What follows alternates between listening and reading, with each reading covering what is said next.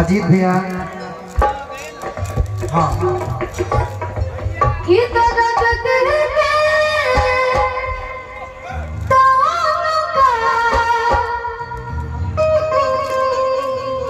सुना तो नबा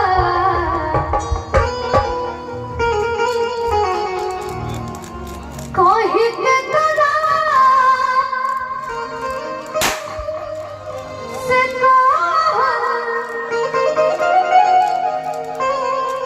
भेजा तो नबा हे शिवानी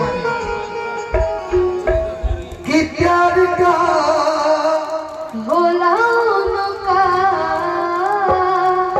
बुझा तो नबा।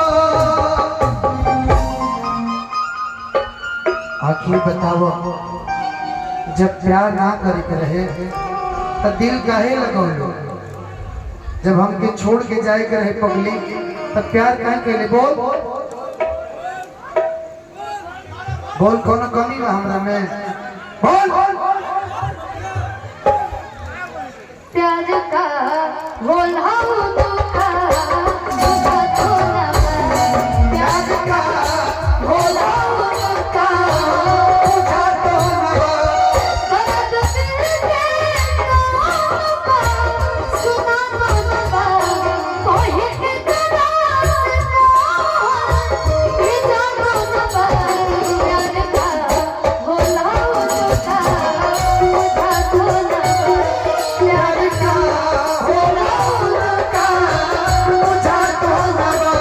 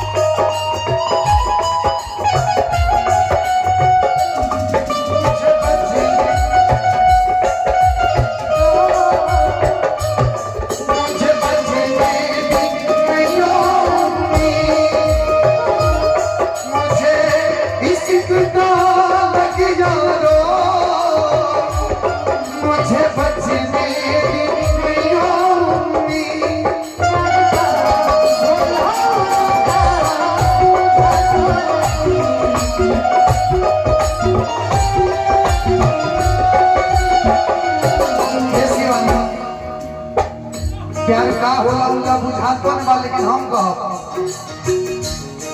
तोहर प्यार में पिटल बानी घर से, तोहर प्यार में पिटल बानी घर से। बोल बोल हमारा प्यार पे कोई कमी बा। जब तोरा जाए के तो जो कहे से पगली हाँ? कि तोहर प्यार में पिटल बानी घर से, तोहर प्यार में पिटल बानी घर से। मिलत नहीं की बाबू जी के साथ से, तोहर प्यार में पिटल बानी घर से। मिलत नहीं की बाबू जी के साथ से। इधी कहीं हम सब खाना दर्द से, इधी कहीं हम सब खाना दर्द से। मिलत नहीं की बाबू जी के साथ से, तोहर प्यार में पिटल बानी घर से।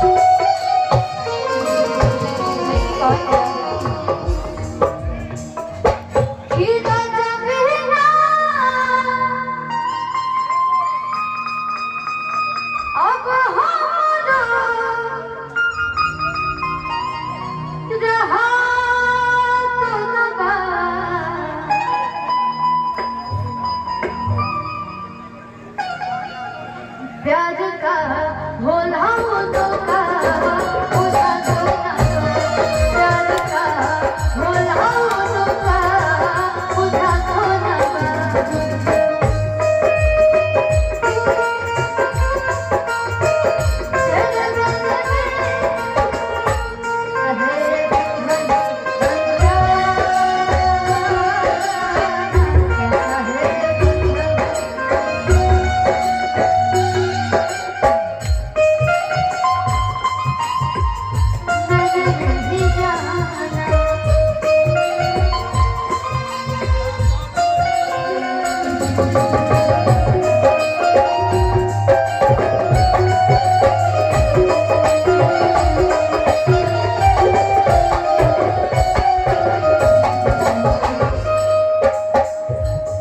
लेकिन हम रउआ खातिर कौजन दिखा पगली के भइल बहते पागल के दासा आज हमरा पता चलल प्रेम के भाषा